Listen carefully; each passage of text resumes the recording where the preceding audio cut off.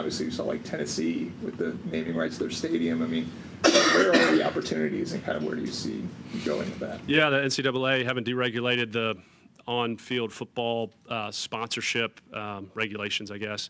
And there may be more of those to come, right? I know a lot talk about, hey, what about jersey patches and what's the next type of asset activation?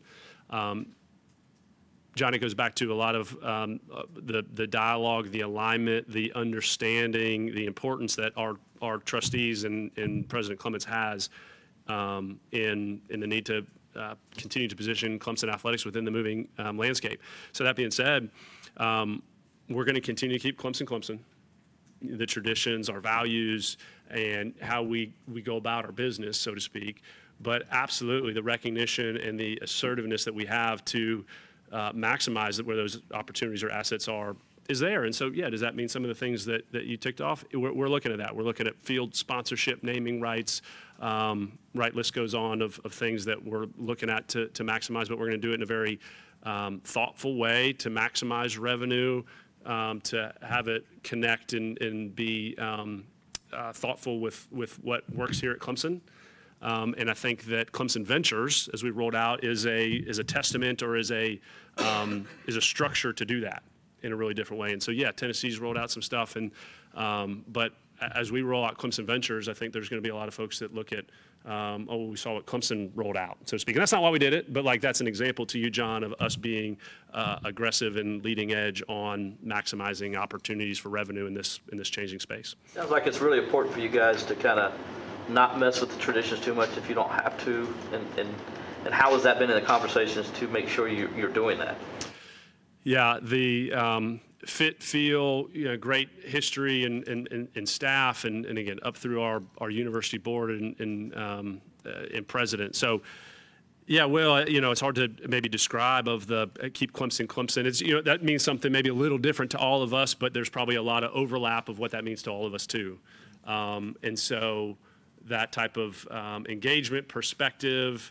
Engagement with the community, right? And this in IPTAY donors and student body, and so, but it's also it's nimble. It evolves, right? So there are the staple, the non-negotiable values, traditions, but then also how do we continue to hold those foundationally, but continue to adapt.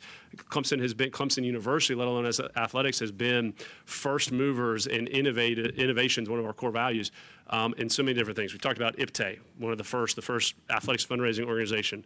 When Vickery Hall was built in the late 80s, early 90s, Tim, that was one of the first athletic academic units, created entities. When we launched our creative solutions team and really leveraged and doubled down into our storytelling and content creation about a decade ago, we were one of the first movers of that.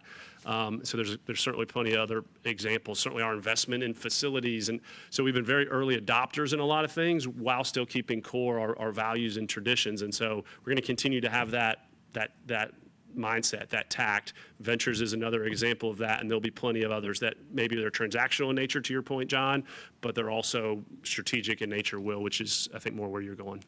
Graham, we've heard a lot about private equity companies getting involved in conferences, in football teams, athletic programs. Has that been discussed here at Clemson, and does Clemson Ventures kind of maybe keep that from happening? How does that all fit into the Clemson plan?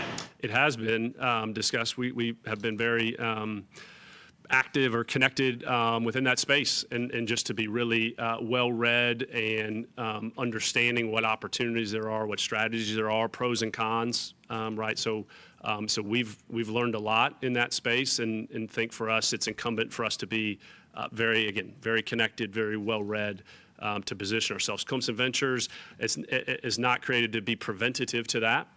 Quite frankly, it's done to help build a vehicle, an affiliated organization for us to be really assertive in opportunities to generate revenue and to position ourselves, our resources for our student athlete and growth and investment. So it's very active at many different levels, to your point, and we are certainly engaged with it, and it's my job to do so. How that looks and shows for Clemson in the future, really not sure, but it's something that we're very well read on. The 110 Society was launched last November, I guess. How has it been performing since this launch, and is it where you guys want it to be? Yeah, Darian, it was last fall. The leadership of 110 Society, the connectivity with IPTE from a fundraising and resource generation standpoint has been incredibly successful. How that engaged with our student athletes. We've tried to take a very efficient approach with that in the sense of how we fundraise and engage with it, because quite frankly, the donors and supporters of most collectives, certainly ours and 110 Society, are the same, donors and supporters of IPTE and of Clemson. And so it's the same ecosystem. And so we have IPTE as staff members and development officers and our fundraising organization that have these relationships, and we are able to help fundraise for dollars to go to collective 110 Society. And so we've really leveraged, I hope our donors and fans, we're actually this upcoming couple weeks, we're having a kind of another wave of outreach. Hope they feel that yes, while NIL dollars and collective dollars are separate, and so all funds and transactions go to 110 Society, but we are able to be, and we've been very intentional about being very efficient or aligned in how those asks and communications are. So it's evolved over even just the 9 months that we relaunched or 110 was launched. I think it's been incredibly successful. It's shown itself by way of our roster builds for our student athletes and coaches, and we're going to continue to leverage 110 Society and NIL. So as much as I talk on Clemson Ventures and House Case, and the future state of NIL is still being determined, and we're really eager to understand those rules and enforcement mechanisms. Feel like Clemson Ventures is created to be aggressive in what's intended to be a new NIL fair market value lens. Between now and then, our collective and 110 Society continues to be incredibly important. And so we're going to continue to message and fundraise and support 110 Society on behalf of our student athletes. There's been a lot of dirt moved around here the past 3, 4, 5 years in football and gymnastics and the wellness center on the Jervey renovation. Is there anything kind of in the works other than those once those get done to keep it going? There is. It's a balance off of Pete's question earlier that it's, again, timeline or priorities are going to look different. Priorities as far as where dollars go, not necessarily what facility is a pecking order per se. Jeff and I, as we were kind of prepping for some of this, we were remarking that, gosh, probably in these type of season media availabilities, whether that's with myself or certainly Radakovich before, the earlier on in the comments it was probably more facility updates. And now with all of the moving parts and probably call it other priorities or additional priorities that we have as a department, right, it probably doesn't get as much limelight, but we are going to continue to invest and have those. A couple things, David, to answer your question. Certainly I talked on earlier, the completion and opening of Jervey Volleyball and then our Watt Family Performance and Wellness Center that we're well aware of. We are through phase 1 approval, and we intend to come later this fall with phase 2 approval of our basketball operations expansion project, coming off of Little John Coliseum and the Swan Pavilion on behalf of our men's and women's basketball programs, and also with the gymnastics addition, who now they certainly use Little John. So that investment for basketballs, intend to continue to move that forward. Again, there'll be next actions on that later this fall. And then beyond that, revenue generating projects are going to be very important. So investment in Memorial Stadium. There's investment there for fan experience, for concessions, for restrooms, for sound and video board, right? So like those are going to be even more prominent and important of how we prioritize those. So that's a little bit of the perspective on it, David, but also some of the what's ahead and things that we're looking at and continuing to study. In terms of the expenses, are you pretty confident you won't have to cut any sports in this new model? And I guess with Clemson Ventures, is that part of why, in terms of being able to generate enough money to have some of those Olympic sports? A couple things, John.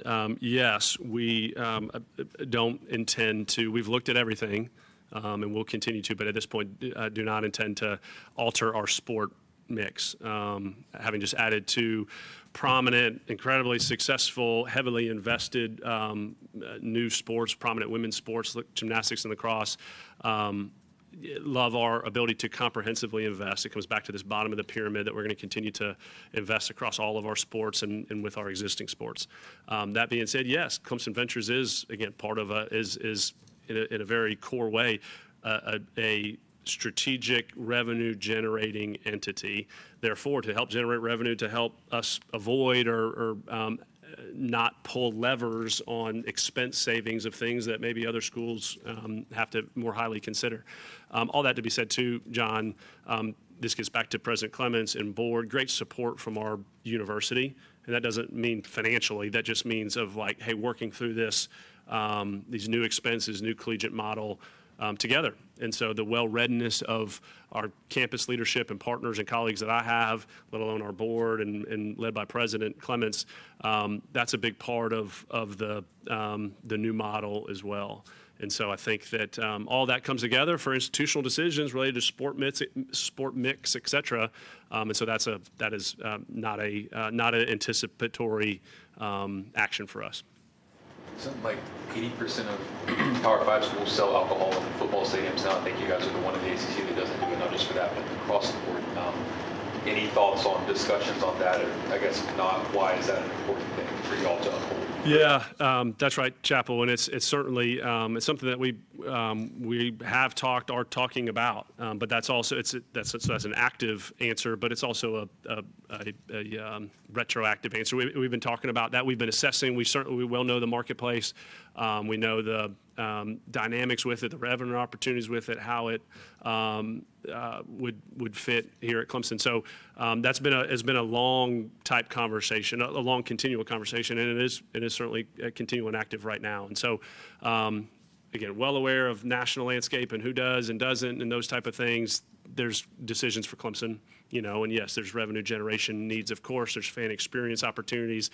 And so that's going to remain on our list, but it's been on the list for quite some time. And we'll continue to study it and see what becomes of it. Grandma, it seems like an ultimate big picture question, but a lot of the things we've talked about are things that have happened and how the school's going to deal, how your athletic department's going to deal with it. What do you think we're going to be talking about in college athletics 5 years from now, 10 years from now, if we meet here? This is a constantly changing situation, as we know. I mean, how's the landscape going to be so much different down the road? That is a real big picture, and gosh, the crystal ball. It's funny if you think that question, Pete. If we rewind back 5 years, gosh, I don't know that anybody would have licked the crystal ball of exactly how it looks now. Listen, the continued focus and value of brands, of competitive success, of sports properties. This is kind of a professional lens, but also in college, there continues to be seemingly more value, more commercial value, sure media value, right? With all the with your big valued brands, and so for us at Clemson, we view ourselves to be that, and we've continued for decades. Let alone certainly with football is on the leading edge of that. So therefore, a little bit back to some of your prior questions of like investment and how the model's changing and how we're managing the business and expenses. But also, I can forecast in 5 years that there's going to be even more incumbency to have great brand equity and value, and that means on the fields and off. And so how we make decisions to continue to invest in athletics on behalf of the university and how we manage a growing industry of sports and entertainment in American higher education, that's what's being stressed right now more than ever. I expect that in 5 years to be even more stressed. And so therefore for us, the importance of athletics for our university to continue to invest and have great brand value and have a well-run business and keeping the traditions and keeping Clemson, is the mix. So I hope I'm not ducking your question. I'm not. It's just that's a really broad answer to a really broad question. Yeah. Graham, do you worry about fans becoming disillusioned with the business of football and athletics as opposed to just coming out on Saturdays?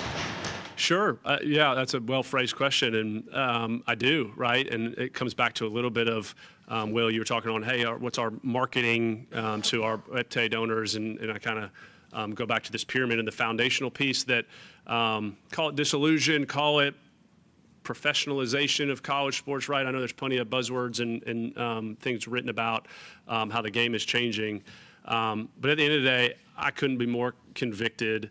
I know our university is, our coaching staff, Coach Sweeney has conviction on, it's still about education. And this is American higher education. It's scholastic in nature.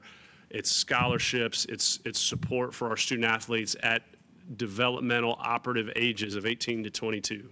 And so that obligation that we have to continue to invest in those fundamentals of college athletics, to me, remains unchanged, so to speak, or non-negotiable as it relates to it being a foundation. But we got to be really adaptive to how the game is changing and how our fans or our consumers, so to speak, react to that. It is very different, but demographics continue to change, how we continue to position Clemson to still withhold the values and traditions of Clemson and college athletics, but also be really nimble and aggressive within the changing landscape is the needle to thread. Got time for one or two more? Eric Backy's name was kind of a hot name in a rumor after the season ended, I guess. For you guys to give him you guys agreeing on an extension, I guess, was that kind of because his name was considered in that pool, or was it always in the works? It was, there was, how do I answer this, Darian? It was a very proactive approach. There was Eric's name was very active a year ago, and it was this past year, and it will continue to be. Eric is a young coach, so to speak, but incredibly successful coach at Clemson in his 2 years here, let alone before. As he's returned to Clemson, he and his family, I feel like there isn't a better fit for Clemson baseball than Eric Backich, and I know Eric feels that way about his family in Clemson. So, Darian, yes, Eric's name and the discussions and dialogue that he and I had during that time period were very active, and you have a sense of that. But a lot of those conversations he and I had well before and are iterative, and so there was never a concern of a fire drill or an issue. Eric was very forthright and just candid about how he saw himself in Clemson baseball and his family, as was I, as how we viewed Eric and his family and his leadership at Clemson baseball. So very excited to have the new contract support for Eric. That matters, but also there's such a fit there with him mutually that it's incumbent on us to continue to support him in the baseball program. But I feel like that's going to provide great success for years to come. Some of the logistical preparations you're getting in place for the idea of Clemson maybe hosting the college football playoff first round game, and how much that impacts, obviously, in a smaller city, everything that goes into that. Well, the 4 games, 4 first round games, one on Friday, December 20th, I believe it, 21st maybe is the Friday, and then the 22nd is Saturday. 20th and 21st is a Friday, Saturday. We have commencement on Thursday, December 19th. We also have the athletic director's birthday on December 19th. So there's a lot going on in that.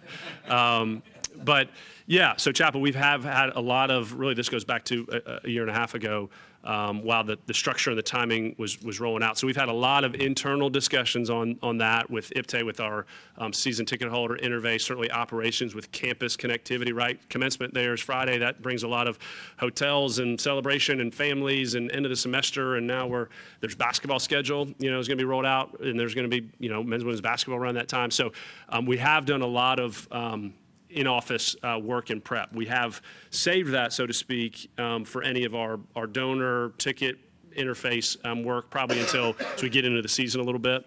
And so we have would anticipate sometime in the middle of fall, should that be something that would maybe show itself as an option, that we'll certainly get ahead of it with our fans for education and information and ticket details, et cetera. So we're prepped to do that. There'll just be a time and a place that we hope is coming sooner than later. Yeah. talk about building a plane while you're flying. I guess, what are the biggest pieces in terms of the House settlement you're still trying to figure out? Is it the Title IX piece? Is it who exactly will forward the money to the players, whether it's the conference or the school? Like, what are all the discussions at this point? Yeah, there's plenty. John, I'll answer your question with a couple of direct components. One is certainly the distribution, our affordability, our investment, so to speak, from a scholarship deregulation, more scholarships, getting back to the bottom of the pyramid.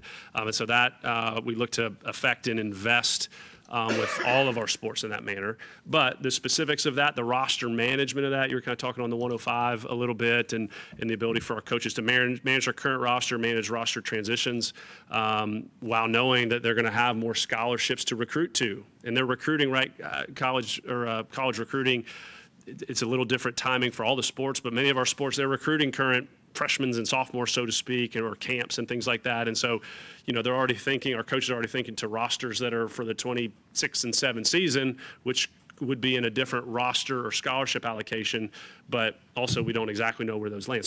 So that type of, okay, where the finality of the settlement, but then really how we're able to offer more of the scholarships to all of our sports, that's a big focus. And then the second one is, or second priority amongst many, is the NIL enforcement structure and fair market value, clearinghouse, commercially focused intention of NIL in a post-house world. And so ergo, we're building Clemson Ventures, and we're building an in-house agency to help us position and facilitate and create those opportunities for when that is intended to be really true NIL is the phrase in the settlement, and an enforcement mechanism and structure around it. And so we are building our agency for that to be the NIL circumstance ahead. Now, how that evolves and how the structure and how the external agencies that are intended to help manage and report and enforce that, there's a lot of focus on that we want to be really active and engaged with, but have some focus on how that evolves. All right. Thank you guys very much. Coming up on 1 o'clock. 1 o'clock. Thanks, everybody, Thank for you. huddling. Thank you for you. listening. Thank you.